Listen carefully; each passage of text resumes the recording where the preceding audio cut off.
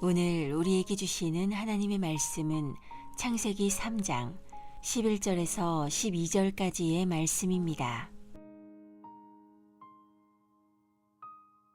이르시되 누가 너의 벗었음을 내게 알렸느냐? 내가 내게 먹지 말라 명한 그 나무 열매를 내가 먹었느냐?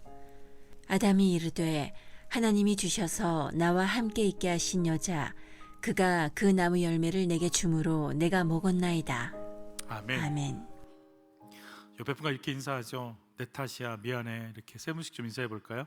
시작. 내 탓이야 미안해. 네, 내 탓이야 미안해. 뒤에도 어떤 분이 앉아 계신지 좀 보시면서 앞에 앉아서 미안해 이렇게 좀 인사 좀 하세요. 시작. 뒤에 한번 보세요. 누가 앉아 계신지. 네, 내가 뒤통수를 보여줘서 미안해. 깨어진 자리에서 길을 보다. 지난 시간에 우리는 그 주저앉은 무너진 그 자리에서 어떻게 일어나야 되는지를 생각을 해봤죠. 1번 깨어진 자리에서 어떻게 일어나야 되는지 길을 볼지 같이 한번 읽습니다. 내가 무엇으로 채워져 있는지를 분별해야 됩니다. 내가 뭘로 채워져 있는지를 한번 생각해 봐야 되는 거죠. 저번 시간에 인간의 구성을 저희가 이렇게 생각했죠. 먼지에 생기가 들어가서 생명이 됐다. 성경에서는 땅의 흙이라고 되어 있지만 원어는 다 더스트라고 되어 있다라고 말씀드렸죠. 더스트에 생기가 들어가니까 생명, 살아 숨쉬는 존재가 됐다는 거예요. 리빙 빙이 된 거예요. 그래서 성경은 인간의 이런 모습들을 이렇게 표현들 합니다. 우리 굵은 글씨 읽을게요. 흙으로 돌아가서 그날에 그의 생각이 소멸하리로다. 아무리 대단한 계획이 있어도 그냥 흙으로 가면 그 생각 아무것도 아닌 거죠. 가끔씩 이제 장례를 하고 나면 화장터에서 마지막에 유골을 주실 때 진짜 한 줌 재요. 정말 한 줌 재요. 그분이 무슨 생각, 원대한 꿈 이런 거 없어요. 그냥 한 줌 재요. 그 생각은 다 사라지는 거예요. 같이 또 읽어보죠. 우리의 체질을 아시며 우리가 단지 먼지뿐임을 기억하심이로다. 내 체질이 뭔데요? 먼지에 죄를, 불안을, 문제를, 버거움을, 상처를, 아픔을. 먼지에다가 뭘 올려놓으면 아무 힘도 못 쓰잖아요. 이렇게 눌려서 사는 거죠. 그러니까 주님이 우리를 보실 때 불쌍히 여기실 수밖에 없어요. 여기에다가 잔혹한 죄까지 얹어지고 사단의 거짓말까지 들어가서 충동질 시키면 이건 뭐가 뭔지 모르겠어요. 같이 읽어요. 사람을 티끌로 돌아가게 하셨어요. 결국 우리가 돌아갈 건 뭐예요? 그냥 티끌인 거예요. 그럼 이게 뭐야? 여기에 푹 빠진 사람들은 허무주의에 빠져요. 내가 왜 살아? 왜 돈 벌어? 뭐 이렇게 애를 써? 이렇게 할 거 없잖아? 이러고 막 주저앉기 시작하는 거죠. 같이 한번 볼까요? 사람은 입김이며 그들의 입김보다 갸바우리로다. 뭐예요? 그냥 후 불면 사라지는 먼지인 거예요. 정말 그렇게 사라져 가는 거구나. 인생이 이런 거구나. 이거 두려워하기 시작하는 거죠. 그래서 뭐라고 고백할까요? 나의 때가 얼마나 짧은지 기억하소서. 어찌 그리 허무하게 창조하셨는지요. 흙에서 나온 먼지임을 아는 우리들에게 하는 고백일 수밖에 없어요. 그게 인생 허무해. 그냥 이렇게 살다 가는 거지.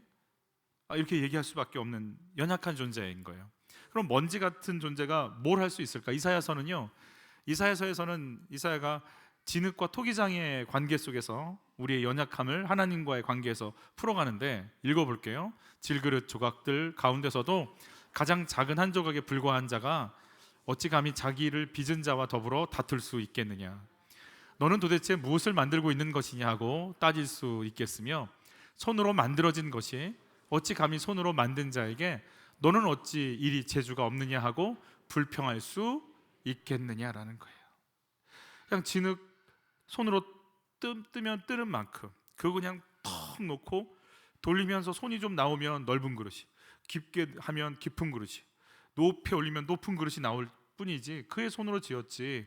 네가 감히 그 토기장이한테 진흙이 날 왜 이렇게 지어요 말아요 말할 자격이나 돼? 그냥 토기장이가 손에 잡아서 널 놓는 순간 네가 존재가 되는 거지. 안 잡으면 넌 아무것도 아니잖아. 이 얘기해 주는 겁니다. 같이 읽죠. 진흙이요 우리는 진흙이요 주는 토기장이시니 우리는 다 주의 손으로 지으신 것이니이다. 아멘. 나 누가 지었어요? 하나님 지으신 거예요. 결국은 이렇게 되어 같이 읽죠. 그 토기장이는 자기 마음에 드는 그릇을 빚었다라고 그래요.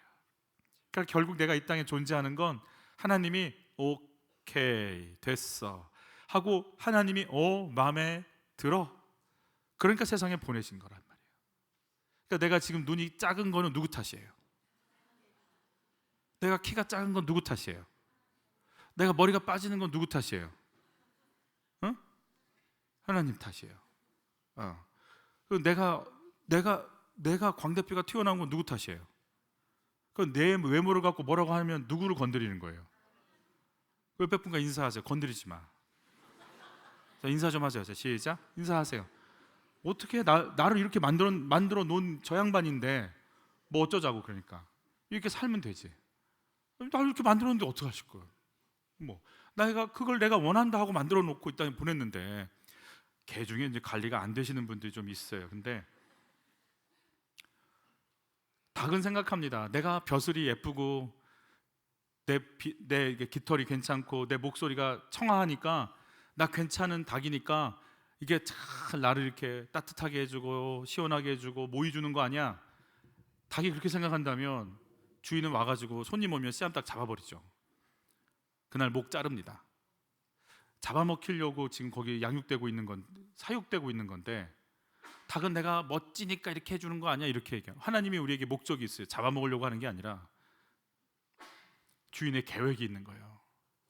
나무를 베울 때도 땔감으로 쓸 건지 아니면 내가 나무 책상을 만들려고 얘를 가져왔는지 주인의 의도라는 게 있는 거잖아요. 먼지와 같은 진흙과 같은 나를 이 땅에 보낼 땐 영원전부터 영원후까지 계시는 그분의 완벽한 계획이 있기 때문에 나를 이 땅에 보내셨는데, 기껏 살아가는 우리가 하는 말이 나 괜찮으니까, 내가 나 정도 학벌이면, 나 정도 외모면, 우리 집안 정도면이라고 자꾸 하나님께 뭐라고 하면 하나님 뭐라고 하시겠어요? 하나님이 뭐라고 하시겠어요? 하나님도 어이가 없죠. 개념이 없어도 이렇게 없을까? 이게 네 인생이니? 이게 네 거니? 네 몸이 네 거야? 그러니 하나님도 바라보실 수밖에 없어요. 여러분, 하나님은 먼지로 창조했어요, 우리를. 그럼 먼지예요, 우리. 히브리 사상에서 재료를 섞지 말라고 꼭 얘기하거든요. 실도 어떤 실로 이렇게 하지 말고, 옷감을 만들 때도 그렇고. 그래서 섞지 않기를 바라시는데, 예를 들면 주전자를 철로 만들었어요. 그럼 철 주전자예요. 은으로 만들면 은 주전자죠. 통으로 만들면 통 주전자인데, 거기서 철 주전자에서 철 빼면 어떻게 돼요? 은 주전자에서 은 빼면 어떻게 되냐고요. 동 주전자에서 동을 빼버리면 어떻게 돼요? 그냥 사라지는 거예요. 의미가 없는 거예요. 내가 예쁘다 멋있다 아무리 뭐라고 해도 하나님 날 뭘로 보시는 거예요? 먼지. 또 먼지지. 예쁘고 똑똑해? 예쁘고 똑똑한 먼지지. 그러니까 직장에 가서, 학교에 가서 잘난 사람들, 멋있는 사람들, 직급 높은 분들 만나면 뭘로 보여야 되냐면 먼지로 봐야 되는 거예요. 먼지구나. 그래서 이렇게 불안해하는구나. 그래서 이렇게 심란해하는구나. 그래서 그냥 바람 불면 사람들이 뭐라고 하면 이리 갔다가 한마디 하면 저리 갔다. 먼지 쓸어 보셨어요? 안 쓸려요. 쓰려고 이렇게 비를 대는 순간 날아가지. 누가 한마디 하면 하늘 꼭대기까지 올라갔다가 물 한 방울 맞으면 땅바닥에 그냥 그대로 붙어가지고 꼼짝을 못했다가, 내 기분이 그러고. 먼지예요, 먼지. 세상이 그래요. 나라가 그래요. 재료가 먼지라서 그래요. 하나님이 나를 먼지로 창조했다, 이것만 우리가 알고 있으면 얼마나 비참할까요? 근데 그 코에 뭘 불어넣으셨다고 그랬어요? 생기를 불어넣었어요. 이게 동물과 다른 점이에요. 동물과 재료가 같은 우리. 그래서 생기의 인도를 받지 않으면 동물처럼 사는 거예요. 짐승처럼 사는 거예요. 어떻게 사람이 이럴 수가 있어? 그런 말이 나올 정도까지 이상하고 흉악해지는 거예요. 그런데 하나님의 인도를 받기 시작하면 이 먼지가 이 땅에서 하나님의 일을 이루기 시작하는 거죠. 내 안에 뭐가 채워져서 나를 이끌어 가는지를 우리 분별해서 보자고 얘기해 주시는 거예요. 여러분, 이게 학문이 말하는 인간과 성경이 말하는 인간의 차이예요. 학문이 말하는 인간은 교육시키면 된다고 그래요. 여러분, 짐승은 교육시키지 않고 훈련시키죠. 사람들은 교육시키면 사람다워진다고 얘기한단 말이에요. 학문은 그렇게 얘기해요. 근데 여러분 그거 아세요? 교육을 많이 받고 과학을 발전시켰기 때문에 이렇게 환경이 무너지고 이렇게 수많은 사람들이 참혹하게 죽어가는 거 아니에요? 교육받은 사람들 때문에 지금 세상이 이렇게 무너지는 거예요. 교육 안 받았으면 그냥 앞바닥에 있는 과일이나 따먹고 있을 텐데, 과학 교육을 받는 만큼 사람들 죽이잖아요. 그러면 교육 안 받으면 어떨까? 교육 안 받으면 또 이상하잖아요. 그러니까 이렇게 가서 무너질 수밖에 없는 그 무너짐 속에 우리가 그냥 계속 끌려가는 거예요. 인간 안에 뭐가 들어가냐? 그래서 짐승은, 사자, 호랑이는 배부르면 해치지는 않아요. 인간은요, 통장이 쌓이고 쌓여도 다른 기업 무너뜨려요. 짐승만 또 못하는 표현 쓰잖아요. 선악과를 따먹은 인간은 어떻게 됐을까? 그러면 어떤 삶을 살게 되는 걸까? 우리 먼저 광야를 지나고 나서 하나님께서 광야를 이렇게 정리해 주세요. 신명기에서 같이 읽어요. 만나를 내게 먹이신 것은 사람이 떡으로만 사는 것이 아니요 여호와의 입에서 나오는 모든 말씀으로 사는 줄을 내가 알게 하려 하심이니라. 430년간 노예 생활하고 40년간 광야 생활하니까 그때서야 뭐가 고백이 되냐면, 난 돈으로 사는 줄 알았어. 난 외모로 사는 줄 알았지. 말씀으로 사네. 40년간 광야에서 살면 이 고백이 나오는 거예요. 난 연봉으로 사는 줄 알았어.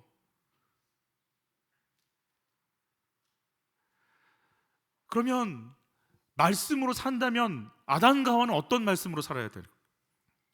선과 악을 알게 하는 나무의 실과를 따먹지 말라. 따먹으면 너희가 정령 죽으리라 라고 하는 말씀으로 사는 거예요.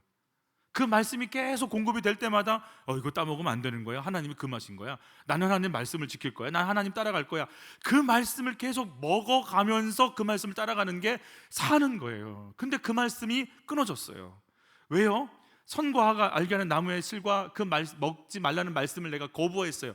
그 헤븐 파트, 하나님의 영역, 생기 파트를 내가 거절해 버렸어요. 그리고 어떤 걸 받아들였어요? 하나님 버려버리고 뭘 받아들였어요? 같이 읽어요. 너희가 결코 죽지 아니하리라. 너희 눈이 밝아져 하나님과 같이 되어 선악을 알 줄 하나님이 아심이라라고 하는 뱀의 말을 받아들였어요. 이 말 다 그대로 이루어졌어요. 죽지 않았어요.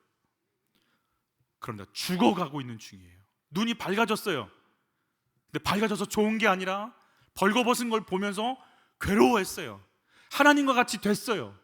남들을 정죄하고 미워하지 않았는데 이제부터 내가 하나님이 돼서 하나님 자리에 올라가서 옳고 그름으로 사람들을 평가하고 판단하고 정죄하기 시작했어요. 마귀가 한 말이 다 맞았어요. 다 맞아서 살 줄 알았는데 다 맞는데 죽어가요. 진짜로.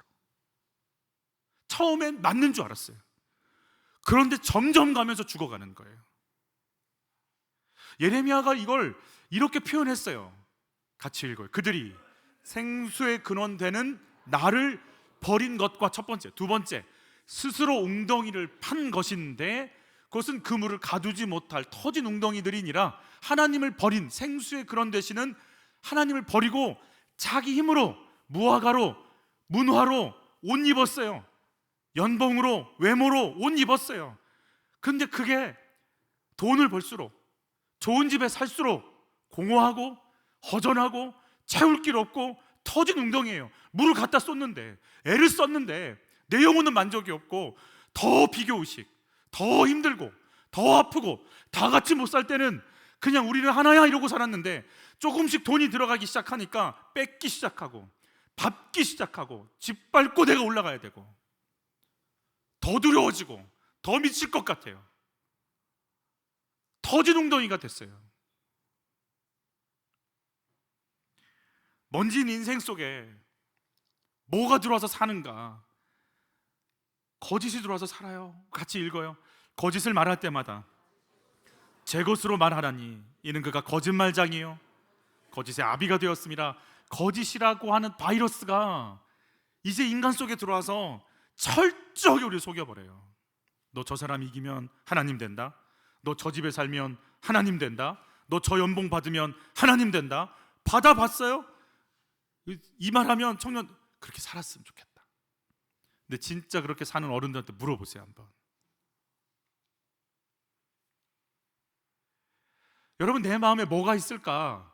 같이 읽어요. 베드로가 아나니아한테 하는 말이에요. 사단이 내 마음에 가득하여 내가 성령을 속이고 땅값 얼마를 감추었느냐 그랬어요. 아나니아가 다른 거 한 거 아니에요.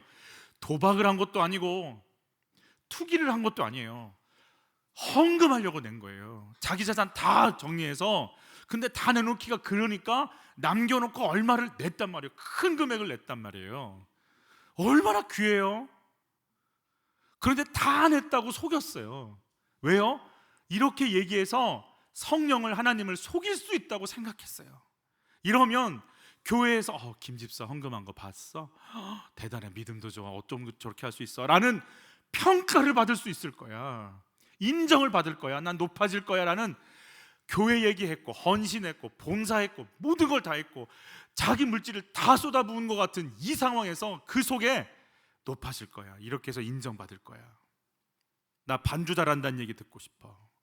나 찬양 잘한다는 얘기 듣고 싶어. 속에 내가 올라가서 인정받을 거야 라고 하는 그 사단의 거짓말이 가득하니까 헌금, 교회, 예배, 하나님, 섬김 수많은 단어를 쓰는데 죽어가요. 사단이 가득하대요. 그러니까 우리가 지금 예배 드리고 있을지라도 사단이 가득할 수 있대요. 같이 읽어요. 마귀가 가롯 유다의 마음에 예수를 팔려는 생각을 넣었더라. 그러니까 그 마음이 사로잡으니까 가롯 유다는 하나님 나라를 꿈꿨어요. 예수를 법정에 세우면 예수님의 능력이, 예수님의 언변이, 예수님의 논리가 로마를 이길 거고 사람들은 따를 거고 뭐 십자가 진다 이런 말 안 하시고 그러면 진짜 왕이 돼서 봉기를 이루시겠지? 별별 생각 다 했어요. 가롯 유다가 은삼십이 귀했으면 뭐하러 은삼십을 다시 갖다 줘요? 그런데 그 생각 속에 사단이 들어가니까 그냥 예수를 파는 자리에 쓰임 받는 거예요. 그는 예수 얘기했고 하나님 나라 얘기했고 예루살렘을 걱정했어요. 온통 신앙의 언어였어요. 그러나 그 속에 마귀가 역사하는 거예요. 내가 여기 지금 교회 활동하고 목장 모임하고 뭐 한다고 해서 아니에요. 내 속에 비교하고 너 이겨먹고 싶고 사람들 이용하고 싶고 여러분 속에 뭐가 있는지 그거 점검해야 돼요. 그래서 여러분 내 안엔 어떤 말들이 나를 이끌어 갈까요? 어떤 마음을 품고 사람을 대하고 있을까요? 여러분 이 마음을 내가 어떤 마음으로 사람을 만나고 말하는가를 계속 생각하는 순간부터 우리는 사람의 외모를 보지 않고 그 사람 속에 뭐가 있는지를 보기 시작합니다. 어쩔 때는 그 한 사람 속에 잔인함, 순하게 생겼는데 잔인함이 있고요, 표독스러움이 있고요, 어떤 사람은 비열하고요, 어떤 사람 속에는요 열등감과 상처가 있고요, 어떤 사람 속엔 그냥 별로 그렇게 대단하지 않은 것 같은데 고요하고 넉넉하고 안정되고 평안함이 있고요. 사람의 외모를 보지 않을 수 있는 힘이 생기기 시작합니다. 그 사람의 내면이 지금 어떤 상태인가 그거 보고 싶어지기 시작하는 거죠. 하나님이 선과 악을 알게 하는 나무의 실과 따먹으면 정령 죽으리라고 말씀해 주셨죠. 아담과 하와가 안 죽는다는 믿음이 있으니까 따먹은 거예요. 여러분 우리가요 내가 이렇게 말하면 안 죽어 그런 믿음이 있으니까 자식들한테 그렇게 얘기하는 거예요. 안 죽어 이런 믿음이 있으니까 아내한테 그렇게 험한 말 하는 거예요.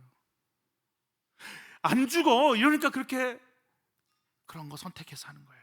아니요, 죽어요. 내면을 보기 시작하면, 영혼을 보기 시작하면, 영적인 걸 보기 시작하면, 마음을 보기 시작하면 그 마음에 상처 주는 말을, 그 마음이 짓밟히는 말을 조롱과 우롱, 뭐 비교하는 거 정말 교묘하게 하잖아요. 아직도 안 했니? 근데 속에서 가로 열고 너는 그것도 못하는 애지? 우리 얼마든지 사람 비하할 수 있어요. 뭐 부드럽게 말한다 아니에요. 얼마든지 교묘하게 말할 수 있어요. 어떤 마음으로 말했느냐가 그래서 중요해요. 죽음은 두려움과 불안으로, 비교로 관계를 끊기 시작합니다. 생명이 있으면 뻗어나갑니다. 살려냅니다. 연결됩니다. 우리의 시냅스도 마찬가지고요. 그러나 눌리잖아요. 끊어지기 시작합니다. 죽음의 증세가 단절과 고립입니다. 소통이 안 됩니다. 같이 볼까요? 그날 바람이 불 때 하나님의 소리를 듣고 여호와의 하나님의 낯을 피하여 동산 나무 사이에 숨은지라.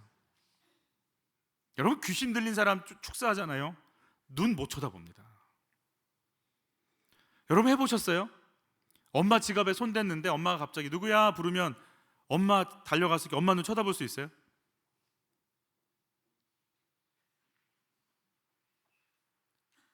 안 훔쳐봤어요? 그래요. 저만 해봤어요. 왜? 못 봅니다.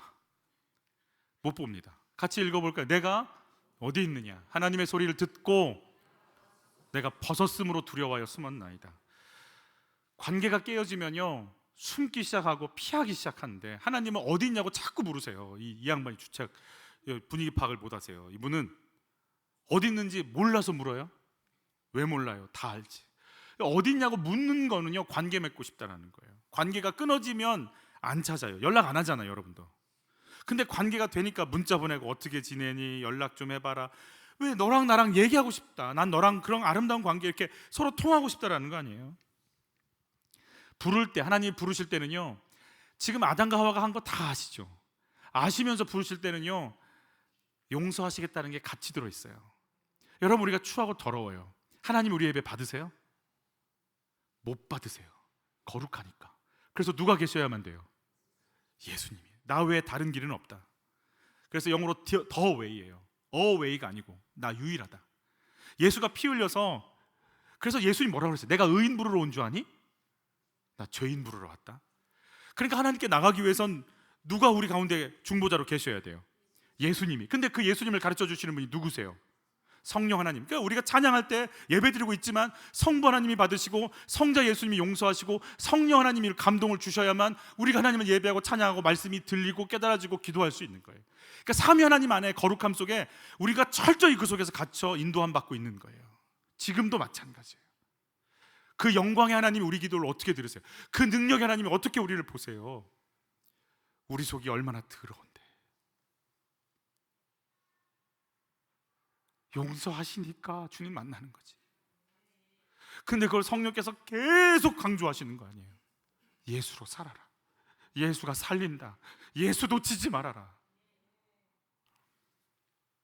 우리 같이 한번 전체 읽어봐요. 내가 주의 영을 떠나 어디로 가며 주의 앞에서 어디로 피하리이까? 내가 하늘에 올라갈지라도 거기 계시며 수월에 내 자리를 펼지라도 거기 계시니이다. 내가 새벽 날개를 치며 바다 끝에 가서 거주할지라도 거기서도 주의 손이 나를 인도하시며 주의 오른손이 나를 붙드시리이다.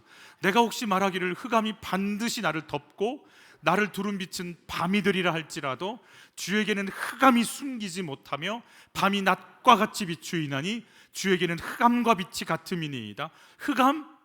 빛? 무슨 소리야? 흑암과 빛을 지은 자가 나야. 하늘 위에 있어? 수월, 지옥에 들어갔어? 바다 끝에 가서 거주해? 시간과 장소를 만든 게 나야. 시간, 장소, 낮과 밤, 어둠과 빛, 그건 너희 얘기지. 난 그거 의미 없어. 난 나 자체로 영광이야. 나는 시간과 공간을 뛰어넘어서 역사해. 너희가 숨을 수 있어? 무화과로 가리면 가려져? 하나님 말씀해 주시는 거 아니에요? 서상복 목사님이란 분의 예화를 여러분과 한번 나눈 적이 있어요. 할아버지가 나병 환자예요. 아버님은 알코올 중독자예요. 어머님이 못 견디고 엄마 아빠는 그래서 집을 나가서 이 어린아이가 나병 환자 할아버지랑 사는 거예요. 산골짜기에서. 할아버지가 다 손발이 이렇게 빠져나가고 굽어지니까 낯을 이렇게 묶어갖고 그걸로 농사를 해나가면서 살았대요. 학교 선생님들이 그걸 보고 너무 가슴이 아프니까 할 말이 없어서 간식 나오면 남은 거 이렇게 챙겨서 그 꼴짝이 산을 넘어서 그 아이 집에 갖다 놓고, 그러면 그날은 그거 먹는 날이에요. 그 할아버지 돌아가시고 알코올 중독자 아버지가 오셨어요. 어머니랑 같이 와서 자기랑 사는데 알코올 중독이에요. 그래서 때려요. 칼로 찌르기도 해요. 자다가 뭘 던져서 머리가 깨져요. 그럼 엄마가 들쳐업고 응급실을 가. 그래서 간신히 살려서 응급처치해서 집에 오면 그 피 범벅이 된 방에서 아빠는 술 먹고 자. 한두 잔이라고요? 우리 한두 잔 안 하잖아요. 그래서 안 돼요, 여러분. 제발요. 술이 여러분을 가만히 두질 않아요. 무슨 한두 잔이에요. 늘 선을 넘게 만들어요. 성령 충만과 알코올 충만을 꼭 바울이 비교해서 얘기해 주잖아요. 안 돼요, 여러분. 극단적 선택하는 분들 늘 앞에는 술이 있어요. 제정신 못 차리게 만들어줘요. 제발 멈추세요.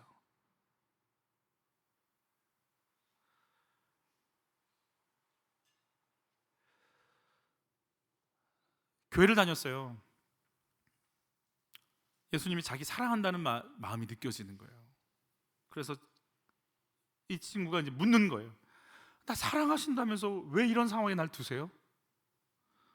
하나님이 그런 감동 주세요. 이 어린아이한테. 내 너 사랑하지. 근데 먼지인 것도 모르고 알코올 중독에 빠져서 헉헉대고 있는 네 아빠를 나 아직도 부르고 있고 기다리고 있고 사랑해. 나도 너 사랑하지. 근데 내가 누군지도 모르고 죽어가는 네 아빠도 내가 사랑해.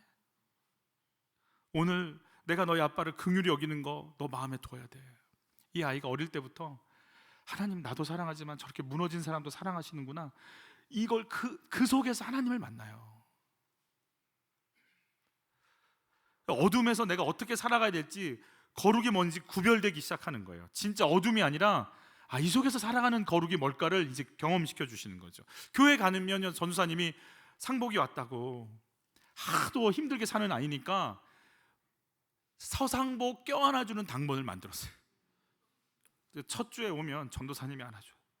둘째 주에 오면 한수 집사님이 안아줘. 셋째 주에 오면 부장 집사님이 안아줘. 넷째 주에 오면 권사님이 안아줘. 얘가 한 번도 어른의 품 안에 사랑이라는 걸 받아본 적이 없으니까. 그럼 어른들이 걔 껴안고 뭐 하겠어요? 울어. 딱 하니까 이 차림새부터 어떻게 사니? 그러고 그냥 안아줘. 또 안아줘. 그러니까 얘가, 여러분 초등학교 6학년 졸업할 때요, 학교에서 학업 일수가 안 차니까, 그때는 초등학교라고 안 했죠. 국민학교라고 그랬죠.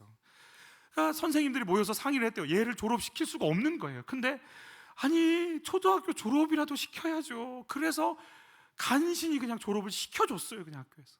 학업 이런 건 뭐 누가 모르고. 그러니까 초등학교를 졸업했는데 말도 제대로 못하고 글 쓰는 것도 안 되고 뭐 읽는 것도 어렵고. 근데 애가 교회에서 사랑을 받으니까 뭘 보기 시작했냐면 성경을 읽기 시작한 거예요. 근데 놀랍게도요, 성경이 읽어지면서 머리가 얘가 열려버렸어요. 이 친구가 고등학교에 갔는데 전교 1, 2등을 찍는 거예요. 진짜 열린 거예요. 이걸 열렸다고 표현하더라고요. 정말 막 들어오기 시작하는 거예요. 이게 내가 어떻게 이 사랑을 갚을까? 왜냐하면 교회에서 다 키워줬으니까. 그래서 이 친구가 내가 교사가 돼서 이걸 갚아야 되는 거 아닌가라는 생각을 하게 됐어요. 그래서 교사가 돼서 자기 반에 ADHD 친구들이 올 때마다 이 친구들, 왜냐하면 정말 밑바닥이었던 자기 인생을 아니까 이 친구들 품기 시작하는 거예요. 어느 날은 이렇게 판서를 하는데 한 친구가 와서, 그러니까 정말 개념이 없는 건지 용기 좋은 건지 뭔지 모르겠어요. 판서하고 있는 선생님 엉덩이를 똥침을 놨어요. 여러분 이 당시에 교실의 분위기는요, 체벌이 가능한 분위기예요. 그리고 얘 때려도 누가 뭐라고 할 사람 없어. 이런 버릇없는 너 좀 예의를 좀 가르쳐줘야 되겠구나. 그러고 걷어서 그날 어떻게 해도 돼. 뭐라고 할 사람은 없어. 그 당시는 이게 통했던 때예요. 근데 선생님이 그런 똥침을 받았을 때 속에서 불쾌하고 창피하고 자존심 상하고 아프고 이게 무슨 일인가 싶고 이해가 안 되고, 근데 한 마음에 뭐가 떠오르냐면 얘가 나를 아빠로 여기는구나, 이게 떠오르더래요. 왜냐면 이 친구가 늘 겉모습으로 사람 안 봤죠. 겉모습으로 자기를 봤으면 누구도 자기 사랑 안 해줬죠. 근데 그냥 나를 긍휼히 여기는 사랑을 내가 받고 받아서 그렇게 알코올 중독자의 나를 때리는 아빠를 하나님이 사랑하신다는 외모가 아닌 속의 것, 하나님이 하시려고 하는 걸 자꾸 보다 보니까 이렇게 못된 행동, 말도 안 되는 행동을 하는 이 아이 속에, 그러니까 애가 개념이 없고 뭘 어떻게 해야 될지도 모르는 친구인 거예요. 근데 그 속에 순간 얘가 날 아빠로 여기는구나, 장난치는구나. 그래서 바로 그렇게 했대요. 그래서 한 번 더 해봐, 엉덩이 대줬대요. 또 찔림을 받았는지는 잘 모르겠어요. 거기는 얘기 안 하셔갖고 또 찔리면 피가 나지 않았을까 이런 생각. 반 아이들이요, 예수 믿는 아이들이 몇 명이 울기 시작합니다. 그리고 그들이 나중에 이렇게 얘기합니다. 우리 교실에 예수님이 임하는 걸 봤어요. 우리가 예수님하고 같이 수업하는 것 같아요. 여러분, 무너졌어요? 맞아요. 근데 하나님은 우리 부르십니다. 용서하고 살리시려고. 답답함 어둠 속에서 주님이 나 부르신다는 거 느끼십니까? 나를 부르시는 주님이 어떤 마음으로 나 부르실까요? 안다. 너 무너진 거 알고, 너 속상한 거 알고, 죄 가운데서 범벅이 돼서 방향 감각도 없어서 뭘 해야 될지 모르는 거 내가 알고 너 부른다. 두 번째입니다. 같이 읽죠. 나의 죄를 인정하는 길을 걸어야 합니다. 우리 같이 읽습니다. 누가 너의 벗었음을 내게 알렸느냐? 하나님이 주셔서 나와 함께 있게 하신 여자, 그가 그 나무 열매를 내게 주므로 내가 먹었나이다. 뱀이 나를 꿰므로 내가 먹었나이다. 아담은 여자가 줘서 먹었다고 그러고 하와는 뱀이 줘서 먹었다고 그러고 전부 책임 전가합니다. 여러분, 내가 죄인 맞습니다. 내가 하나님 말씀 버렸습니다. 내가 남편까지 넘어뜨린 못된 여자입니다. 이거 인정 안 합니다. 내가 이렇게 된 거는요, 제가 이렇게 사는 거는요, 전부 남 탓합니다. 여러분, 인류의 역사가 시작이 되는 거예요. 말씀을 버린 인생임을 인정하고 하나님께로 가는 인생과 철저하게 책임 전가하면서 저 사람 때문에 내가 이래요, 그러니까 나는요, 그러면서 내가 하나님 되려고 문화로 옷 입고 실력으로 스펙으로 옷 입어가면서 죽어가는 인생인 거 드러내지 않으려고, 썩은 시체 냄새가 나는데도 향수 뿌리면 나는 깨끗해질 수 있어, 이 옷 입으면 나는 거룩해질 수 있다고 그 거짓말에 속아서 계속하는 인생과 이 두 가지 인생으로 나눠지는 거예요. 인류 역사가. 이 길을 가는 자를 구속의 역사를 이루는 자들, 그래서 성경은 구속사가 열려있는 책이라고 얘기하는 거예요. 하나님께로 돌이키는 자들의 특징은 뭐예요? 내가 죄인 맞다 인정하고 나오고 돌이키는 사람들이죠. 우리 예수님의 이름 뜻 한번 읽어볼까요? 이름을 예수라 하라. 자기 백성을 그들의 죄에서 구원할 자라고 얘기했어요. 그러니까 내가 구원을 얻으려면 예수를 만나야 되는데 그 예수님은 어디서 구원할 자예요? 죄에서. 그래서 내가 죄인이라고 인정하면 예수님이 임하는 영광이 우리 삶에 시작되는 거예요. 근데 문제는 청년분대 모태신앙에다가 찬양팀까지 하면 내가 죄인이라는 생각을 못해요. 금요기도에도 오고 토요일날 와서 예배 준비하고 죄 지을 시간도 없이 주일날 와서 목자로 섬기면 내가 죄인이라는 생각을 못해요.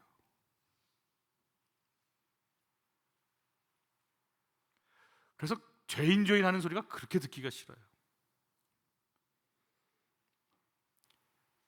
여러분, 야곱의 아들 중에 예수님이 오시는 길은 꼭 요셉에게 열려야 되는 것 같지 않아요? 꿈의 사람 요셉. 근데 누구 라인으로 오세요? 유다로 와요. 그럼 유다가 도대체 왜, 우린 다 요셉인데 왜 유다로 예수님이 오실까? 유다만이 내가 엉망이고 내가 살 수 없고 하나님의 은혜와 용서가 아니면 안 되는 인생임을 그가 처절하게 고백할 수 있기 때문에 그래요. 유다는 자기 형제들을 떠납니다. 언제 떠나느냐?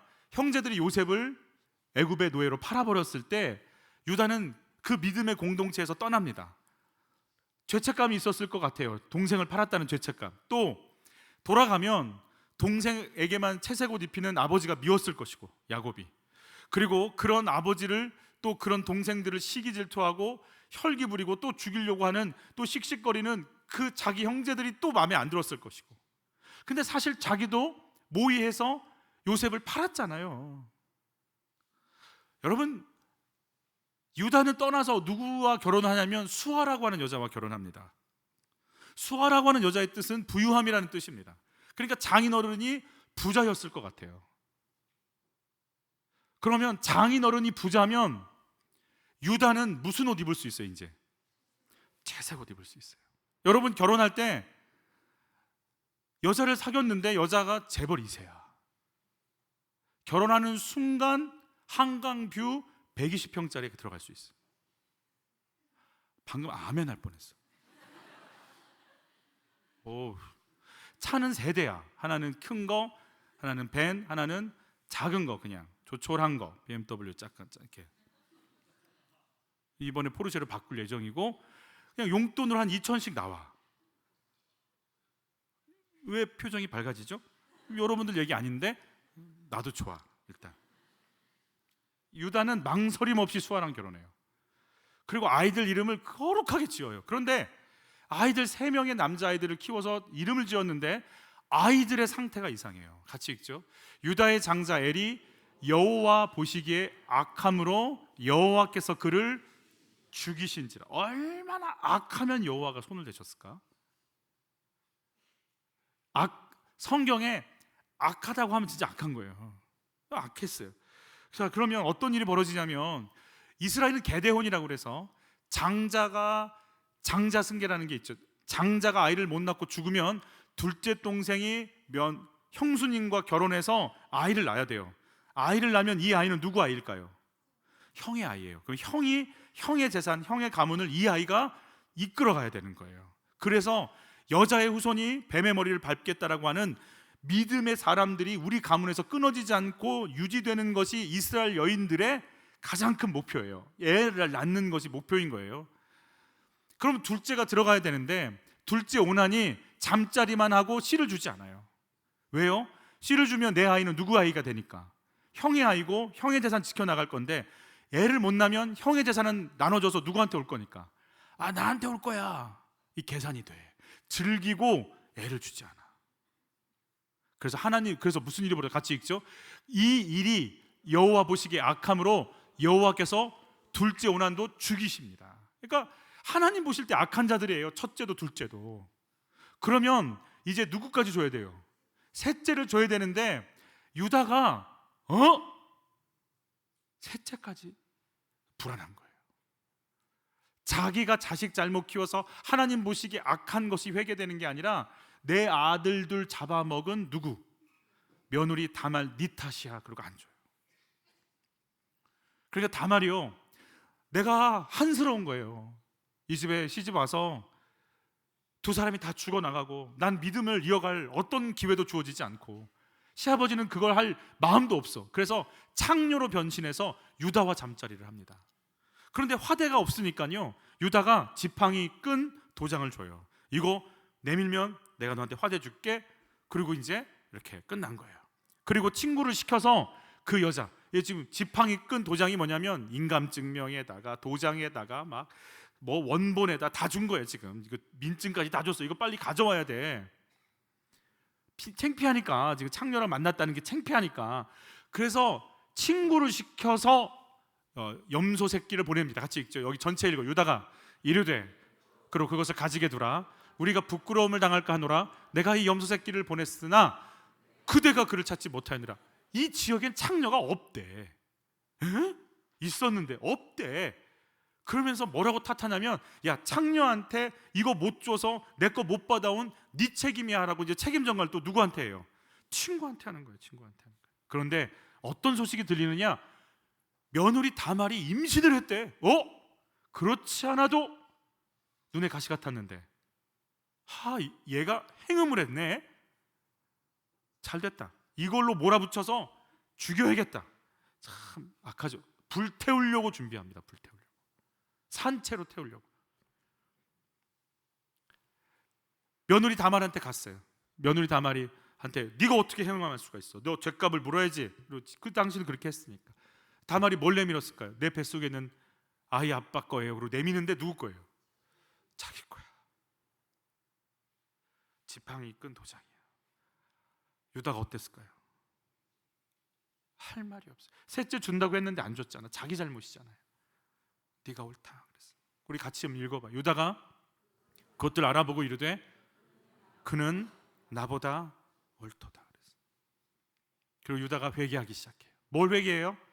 믿음의 공동체 떠난 거. 여러분 지금 며느리를 죽이려고 하는 그 뱃속에 베레스와 세라가 들어 있거든요. 베레스와 세라가 라인에서 누가 나오세요? 예수님 나와요. 그래서 지금 유다가 누가 나오는 길을 끊을 뻔했어요. 예수님 오시는 길, 헤롯 왕이야. 유다는 자기 죄가 안 보여요. 공동체에서 잘 살아보겠다고 했는데 결국은 며느리를 창녀로 보고 자기가 행음해서 임신까지 시키고 예수 오는 길을 막으려고 했던 자기예요. 여러분 유다는 시기 질투로 동생 판 자기 죄 인정 안 하고 아버지 탓, 형제들 탓하면서 공동체 떠났어요. 채색 옷 못 입는 거 아버지 탓하면서 물질 많은 여자한테 가서 결혼했어요. 자녀 교육 못 시킨 거 회개하지 않으면서 며느리 탓하면서 너 때문에 내 두 아들 죽었다고 그랬어요. 부끄러움 당할 것이 바로 화대를 정확히 전달 못 해준 친구 탓이라고 또 탓하고 시작하는 거예요. 그리고 자기 음행을 인정하지 않고 며느리를 탓하면서 불질러 죽이려고 했던 자기 죄가 이제 보이기 시작하는 거예요.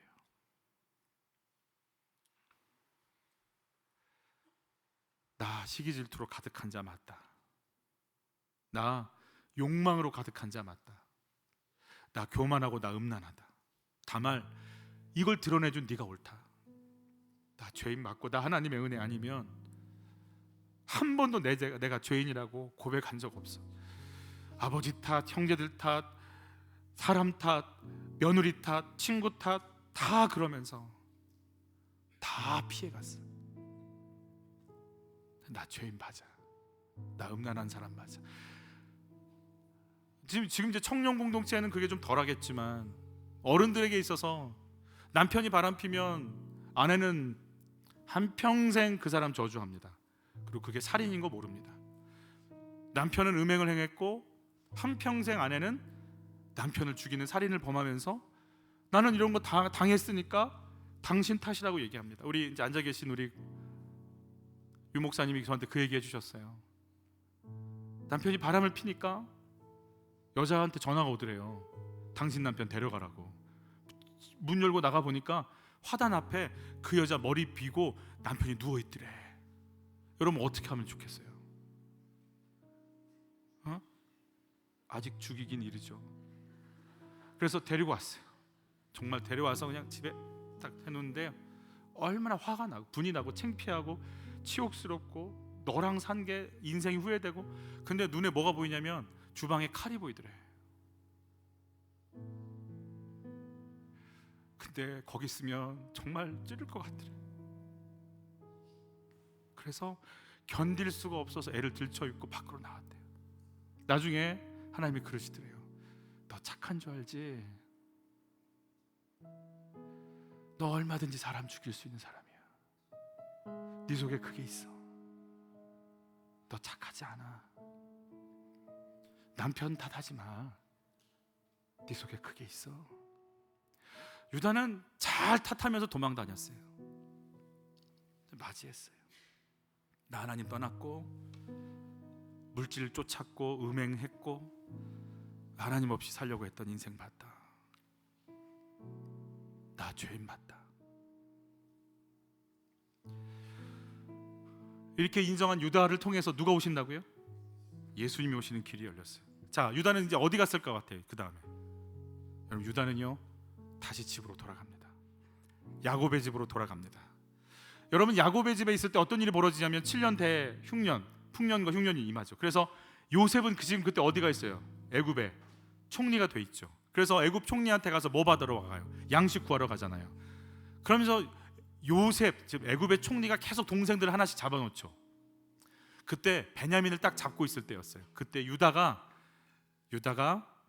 애굽의 총리에게 가서 이렇게 얘기합니다. 자, 주의 종은 유다예요.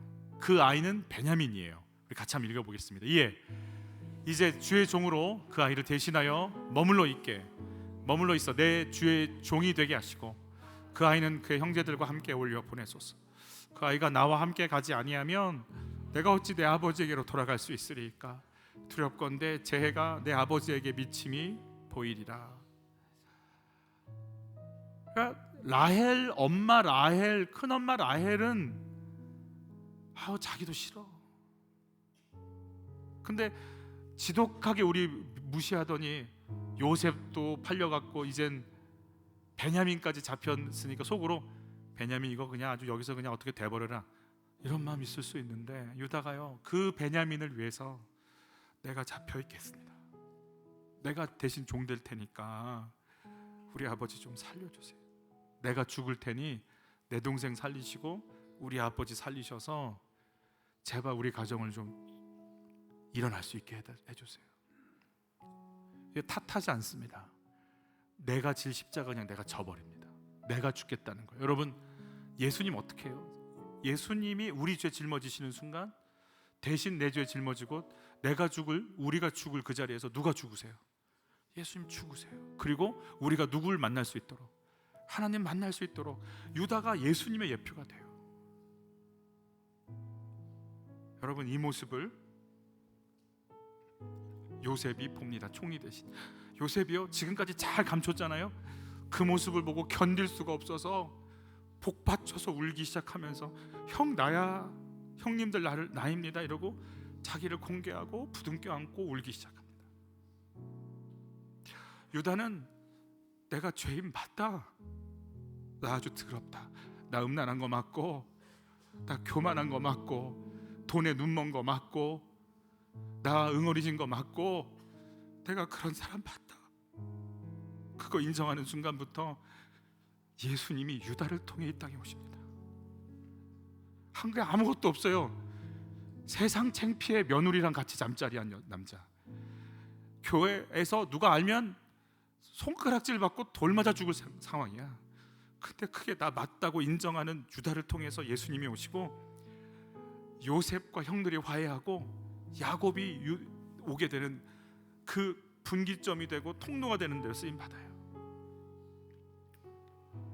여러분, 내 죄가 보이세요? 남의 죄가 보이세요? 다 보이겠죠. 근데요, 내 죄가 보이잖아요. 그러면 내 죄가 보이는 순간 내가 살 수가 없는 게 보여요. 그런데 또 누가 보이냐면 내 죄를 직면해서 죽을 것 같은데 내 죄 때문에 죽으신 누가 보일까요? 예수가 보여요. 그럼 내가 누구 때문에 살았어요? 예수 때문에 살았어요. 그런데 내가 예수 때문에 살았구나라고 남을 보는 순간 이제 그 사람도 누가 필요해요? 예수가 필요한 거예요. 내가 죄인인 게 인정이 되는 순간 나에겐 예수가 와요.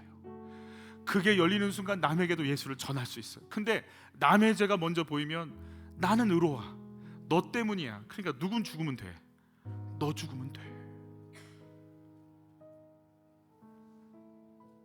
그 책임 전가로 살아가요.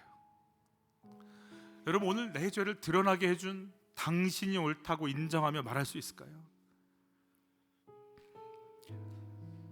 아담과 하와는 탓하다가 끝났어요. 유다는 내 죄를 인정하고 내 십자가 지고 거길 지켜요. 주의 성령께서 우리에게 나의 죄를 보게 하시는, 더 이상 책임 전가하지 않는 예수를 만나는 길이 열리는 은혜를 누리시기를 바라요. 내 안에 뭐로 채워져 있어야 되는지를 여러분 한번 보세요. 내 안에 도대체 뭐가 있는지, 얼마나 쓰레기 같은 것들이 잔뜩 쌓여 있는지. 그 죄를 인정하는 순간 구원의 길이 열린다고 말씀하십니다. 우리 찬양하면서 하나님 앞에 나가시죠. 안개 속에서 주님을 보내 아무도 없을 것 같던 그곳에서 손 내미셔서 나를 붙드네. 길고 쓰러져 가던 그곳에서 안개 속에서 주님을 보내. 아무도 없을 것 같던 그곳에서 손 내미셔서 나를 붙드네.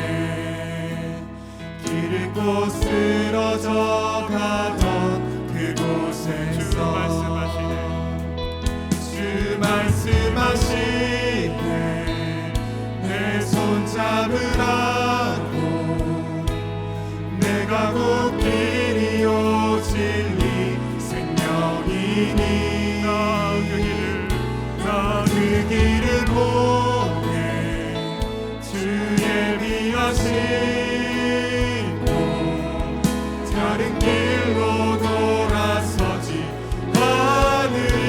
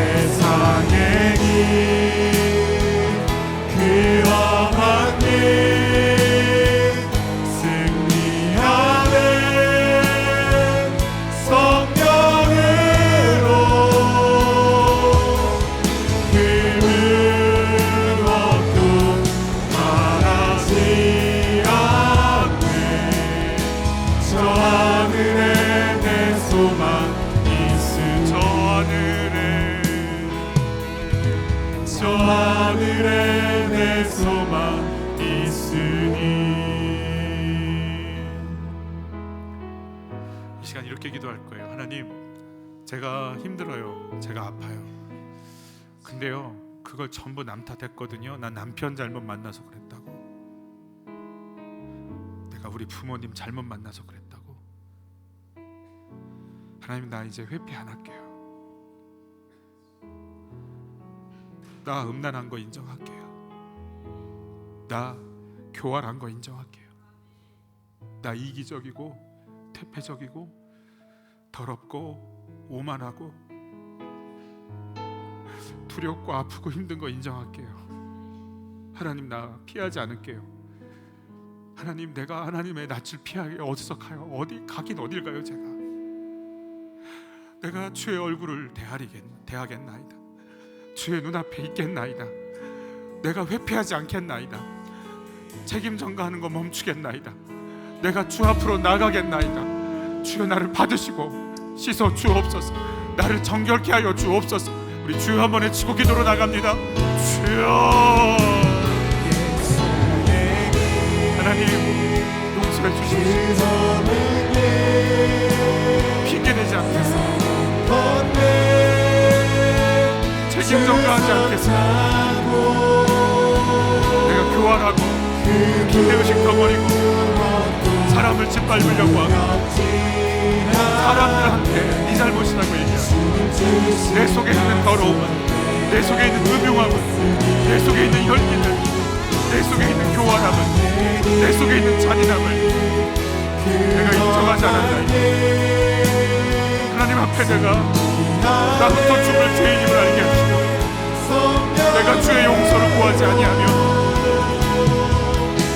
또 하나의 살인자가 되어 살아갈 수밖에 없사오니 우리를 불쌍히 여기시사 우리가 주 앞에 설 수 있도록 우리를 만져주시옵소서. 주여, 우리가 음란합니다. 주여, 우리가 교활합니다. 주여, 우리가 게으릅니다. 주여, 우리가 당신의 말씀을 버렸나이다. 내가 주의 말씀을 붙잡지 않았나이다. 내 속에 하나님을 담지 않았나이다. 나의 더러움을 고백하고 나가오니 주여, 나를 쏟아놓사오니 우리를 받아주시옵소서. 나를 불쌍히 여기심을 감사합니다. 내 속에 있는 것 감추지 말게 하시고 내 속에 있는 것 드러낼 수 있도록 주여, 우리에게 힘을 주시고 그 부유함 속에 나갈 수 있도록 주님 사랑합니다.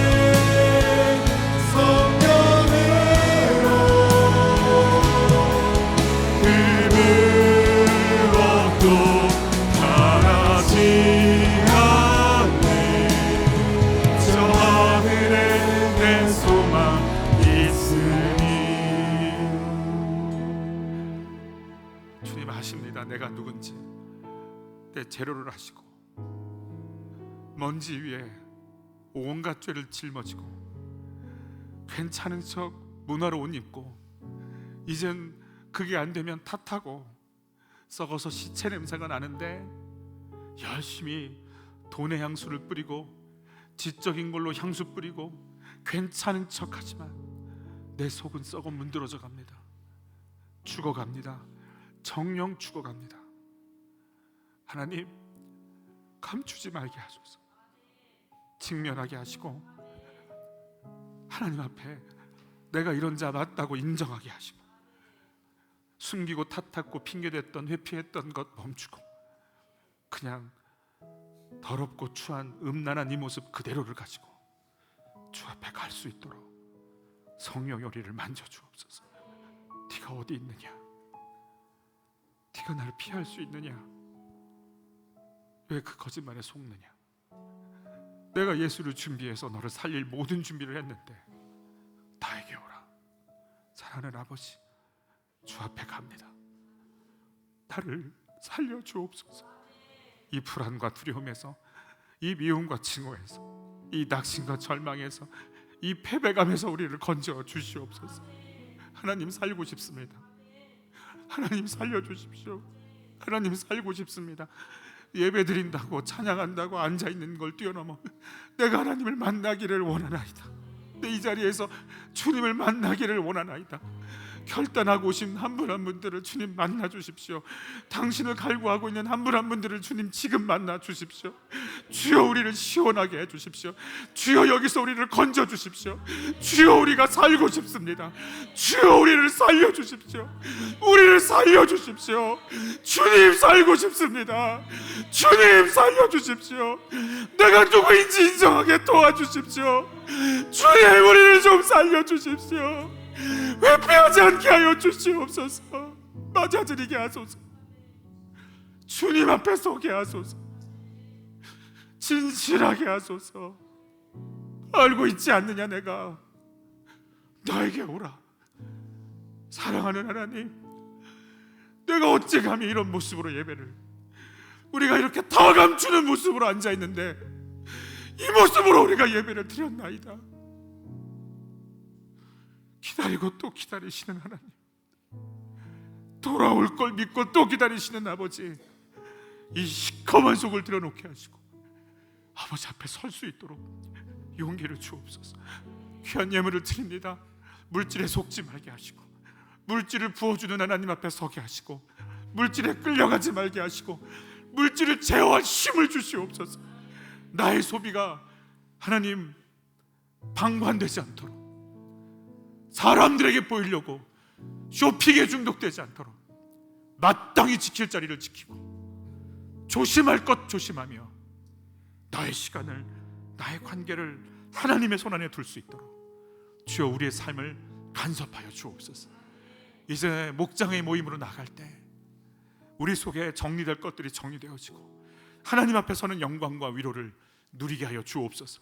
예수 그리스도의 은혜와 하나님의 사랑과 성령님의 인도하심이 직면하며 숨기지 않고 주 앞에 서며 내 속에 있던 것들을 꺼내놓으며 그 씻어주심과 깨끗게 하심과 거룩하게 하게 하심으로 날마다 주 앞에 서서 날마다 용서받는 영광을 누리며 날마다 예수가 필요한 인생임을 고백하며 그 예수를 증거하는 삶을 살기 원하는 그 생명 덩어리가 되기를 원하는 모든 이들 위해 이 은혜가 영원토록 함께 있기를 간절히 축원하옵나이다. 아멘.